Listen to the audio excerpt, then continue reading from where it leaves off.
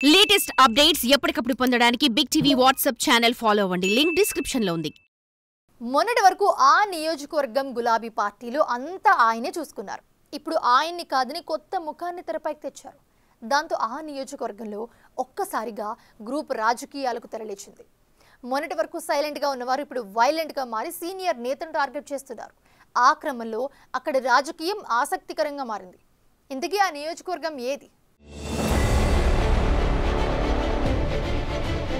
సంగారెడ్డి జిల్లా నారాయణఖేడ్ నియోజకవర్గం 2014లో కాంగ్రెస్ నుంచి ఎమ్మెల్యేగా గెలిచిన పటోళ్ల కృష్ణారెడ్డి ఆకస్మిక మరణం తరువాత 2016లో ఉప ఎన్నిక వచ్చింది. ఆ ఎన్నికల్లో బీఆర్ఎస్ పార్టీ అభ్యర్థి భూపాల్ రెడ్డి ఎమ్మెల్యేగా గెలిచారు.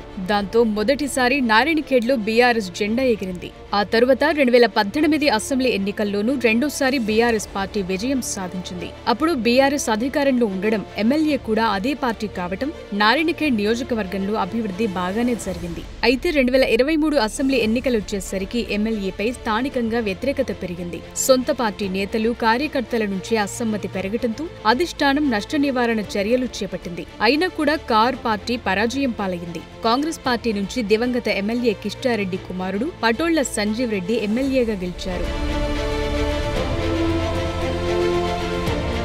అయితే 2023 అసెంబ్లీ ఎన్నికల్లో బీఆర్ఎస్ ఓటమికి ప్రధాన కారణం పార్టీ ద్వితీయ శ్రేణి నాయకులను పట్టించుకోకపోవటమే కారణమన్న ప్రచారం అప్పట్లో జరిగింది. బీఆర్ఎస్ నుంచి స్థానిక సంస్థల ప్రజా ప్రతినిధులు భూపాల్ రెడ్డిపై కోపంతో ఎన్నికల సమయంలో కాంగ్రెస్ పార్టీలో చేరారు. మరికొంతమంది భూపాల్ రెడ్డిపై వ్యతిరేకత ఉన్న పార్టీని నమ్ముకుని సైలెంట్ గా ఉండిపోయారు. అయితే పార్టీలో మాజీ ఎమ్మెల్యేపై ఉన్న అసంతృప్తి ఇప్పటి వరకు ఎక్కడా బయటపడలేదు. కానీ ఒక్కసారిగా ఇప్పుడు పార్టీలో ఉన్న అసమ్మతి తెరపైకొచ్చింది. రైతు భరోసాపై రాష్ట్ర వ్యాప్తంగా బీఆర్ఎస్ అన్ని మండల కేంద్రాల్లో నిరసనలకు పిలుపునిచ్చింది. నారాయణఖేడ్లో బీఆర్ఎస్ ఆందోళన చేయగా ఒకటే పార్టీ జెండా వేసుకుని 2 గ్రూపులొచ్చాయి. మాజీ ఎమ్మెల్యే వర్గం ధర్నా చేసి వెళ్లిపోయాక మరో వర్గం బీఆర్ఎస్ కండువాలు వేసుకుని ధర్నా చేసి మాజీ ఎమ్మెల్యే వర్గానికి షాక్ ఇచ్చింది. మాజీ ఎమ్మెల్యేకు వ్యతిరేకంగా ఉన్నవాళ్లు ఆ ధర్నా చేశారట. ఆ ధర్నాను పార్టీతో సంబంధం లేని మచ్చిందర్ అని ఓ నాయకుడు చేయించారన్న ప్రచారం జరుగుతోంది. భూపాల్ రెడ్డి పక్కకు పెట్టిన వారితో గ్యాంగ్ ఏర్పాటు చేసుకుని తాను కూడా బీఆర్ఎస్ పార్టీలో చేరుతున్నట్టు మచ్చిందర్ ప్రచారం చేసుకుంటున్నారు. దానిపై మాజీ ఎమ్మెల్యే వర్గం మాత్రం పార్టీలో ఫేడౌట్ అయిన వాళ్లు, జనాదరణ లేని కొందరు ఇలా పార్టీని చెడగొట్టే ప్రయత్నం చేస్తున్నారని, ఈ విషయాన్ని అధిష్టానం దృష్టికి తీసుకెళ్తామని అంటోంది. ఏది ఏవైనా ఒక్కసారిగా బీఆర్ఎస్ 2 వర్గాలు వీడిపోవటంతో పార్టీకి నష్టం జరిగే అవకాశముందని క్యాడర్ కలవరం చెందుతోంది.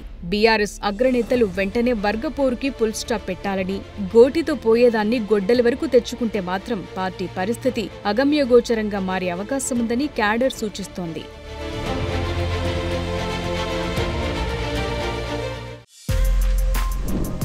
For more videos like this, subscribe Big TV channel.